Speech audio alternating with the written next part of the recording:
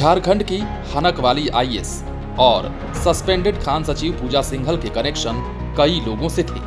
पूजा के संबंध उन लोगों से भी रहे हैं जो पैसा देने वाली पार्टी और उनकी मुलाकात कराता था। कहते हैं पूजा के लिए लाइजनिंग का काम करने वाले का पता भी चला है। इस शख्स का नाम है विशाल चौधरी। विशाल चौधरी कहने को तो कारोबारी है, 3 कंपनियों का सीएमडी है, पर बड़े सरकारी ठेके में वो शामिल रहता है। उसकी तीनों कंपनियां जिस काम के लिए रजिस्टर्ड हुई थी, उसके अलावा भी उसने बहुत सारे काम किए। विशाल चौधरी मात्र किसी ठेके में शामिल ही नहीं रहता, वो अपनी पहुंच के अनुसार ठेका हासिल भी कर लेता है। उसके लिए साम दाम दंड भेद का वो भरपूर इस्तेमाल करता है। ईडी इस बात की जानकारी जुटा रही है कि विशाल चौधरी को कोरोना टेस्टिंग किट का ठेका मिला तो कैसे मिला। ईडी को इस बात का भी जवाब चाहिए कि रांची के पॉश इलाके अशोकनगर के 6 नंबर रोड में राज्य सरकार के बड़े बड़े अधिकारी देर रात तक विशाल के घर पर करते क्या थे। ईडी इस सवाल का भी जवाब खोज रही है कि उसे करोड़ों का ठेका किसके माध्यम से मिलता रहा। ईडी उन अफसरों को भी खोज रही है जिनकी बदौलत विशाल बड़े बड़े ठेके पाता रहा है। ईडी इस पहलू पर भी जांच कर रही है कि आखिर विशाल चौधरी तुर्की, स्विट्जरलैंड, यूएई, श्रीलंका, इंडोनेशिया जैसे देशों में घूमने के लिए हर साल 2 से 3 करोड़ रुपए का बंदोबस्त कहां से करता था। कुल मिलाकर बात करें तो ईडी के पास सवालों की लंबी फहरिस्त है।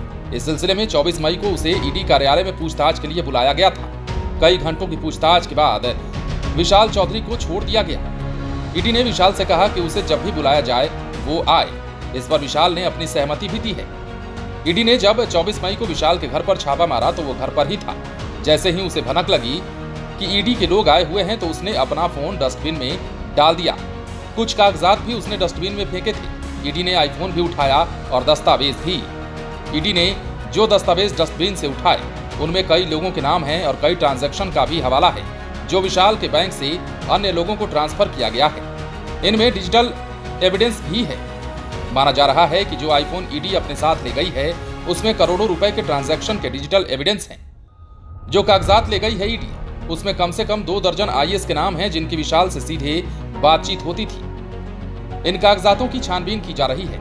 इसे ईडी अपने साथ ले गई है और माना जा रहा है कि ये ऐसे सबूत हैं जो आने वाले दिनों में पूजा सिंघल के लिए परेशानी का सबब बन सकते हैं। सूत्रों का मानना है कि झारखंड बेवरेज कॉर्पोरेशन में प्लेसमेंट एजेंसियों के टेंडर के संबंध में भी कुछ कागज मिले हैं। इससे ये पता चलता है कि विशाल की पकड़ एक्साइज विभाग में भी ठीक ठाक थी। अशोकनगर के लोग बताते हैं कि विशाल चौधरी के घर पर हर रात दारू पार्टी होती थी। रोज मटन, मुर्गा, मछली की पार्टी चलती थी। यही बैठकर आने वाले कल के लिए प्लानिंग भी की जाती थी। जोर जोर से हंसने की भी आवाजें आती थी तो कभी एकदम सन्नाटा छा जाता था। माना जाता है कि पूजा सिंघल को पैसा कमाने में विशाल की सीधी भूमिका होती थी। वैसे भी विशाल के घर पर दफ्तर पर पुश्तैनी मकान मुजफ्फरपुर में जो छापेमारी की गई उसकी लीड पूजा सिंघल और सीए सुमन कुमार सिंह से ही मिली थी। इस बात में कोई शक नहीं कि विशाल चौधरी पूजा के लिए काम करता था और पूजा का नाम लेकर ही उसने वो तमाम ठेके हासिल किए जो उसे कभी सपने में भी नहीं मिलते। लाइव सिटीज को यह भी पता चला है कि हेल्थ डिपार्टमेंट में भी विशाल चौधरी की सीधी पकड़ थी।